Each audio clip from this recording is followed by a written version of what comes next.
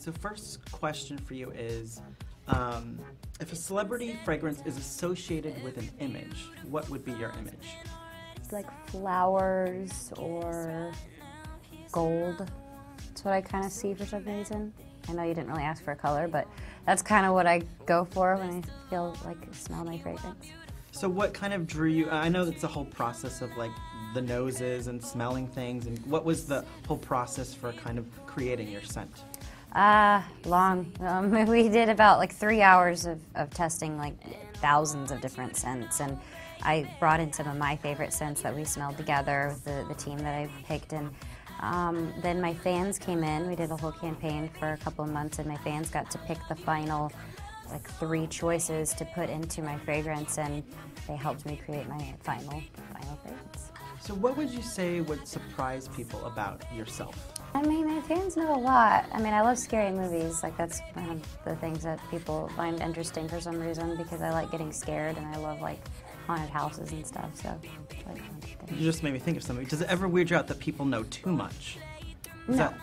No, I mean, it doesn't, because it's a very thin line. You know, I have a lot of things that I keep to myself, because I mean, everybody has their own things that they have and that are special to them. But other than that, I mean, I'm fine with what I'm doing, and I'm very involved with my fans. So it's nice that they know, because then I'm like, oh, they know, they already know. You're like, I don't have to explain. Yeah, exactly. I'm like, they know. So I kind of have a list here of things that you're involved with. UNICEF ambassador, you're a philanthropic, clothing designer, actor, singer, all these things. How do you manage to do each facet? I categorize them. I have a really good team that helps me kind of put everything into perspective. So, and it's all my own timing too. Like, I did a lot of music last year. We toured America, Canada, South America, and this year it's kind of like taking a complete break and doing, you know, films, and just finished my movie Spring Breakers and about to start another one, and maybe another one after that, hopefully. But if not, I could go back into music. It just kind of just depends, really. So, you know, kind of coming out of the Disney umbrella and dealing with, you know, the paparazzi, with people asking about your personal life, does it ever get overwhelming, or, you know, just like, too much, frustrating? Sure, yeah. I mean, because it's obviously not what you want the focus to be about. You know, when you're really working hard on something, and you're working every single day on set to create a really great movie, and nobody really asks about it, it gets very frustrating, because it's like that's what you're there to talk about and be there and be proud of it.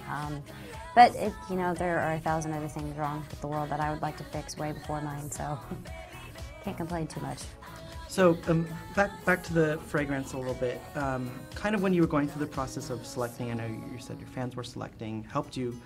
What do you hope people, you know, feel when they wear it? How do you hope that they feel when they're wearing it? Classic and beautiful, like, 'cause it's very refreshing. You know, it really is. It's a nice scent, and when people like lean in and hug, they're just like, oh, it's nice. It's simple. It's not overbearing, which I don't like. So I think it's more just simple and classic. What did your guy? How did he feel about it? Loved it. Yeah, he loved it. It's very sweet, so it's good.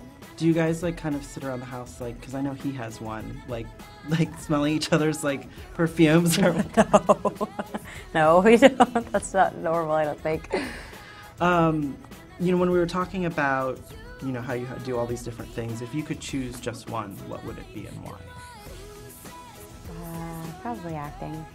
Yeah, I feel like whenever I'm on a set, I'm in a whole different field, very different, unfamiliar, and everyone's just there to do a job and make something really great, and that whole process has always been really fun. So.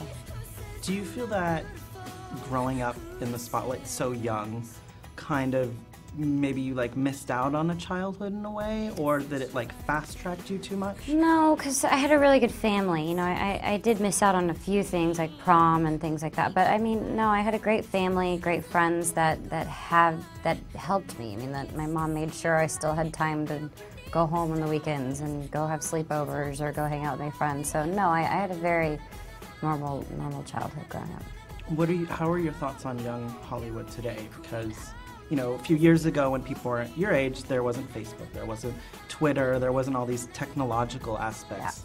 What are your thoughts on young Hollywood? It's a little dangerous, you know. I mean, I have a Twitter, I have an Instagram, I have all those, you know, apps because I am, you know, 19. But it's just tricky. I always I get kind of nervous for like my fans and stuff. I want to make sure that they're always like, you know, being safe and smart, and it's a little tricky. But it's also good. It's a very good thing to be instant and connected, and you can tell, you know, people information and send pictures, and so it's fun. It's a good thing. You just got to be really smart with it.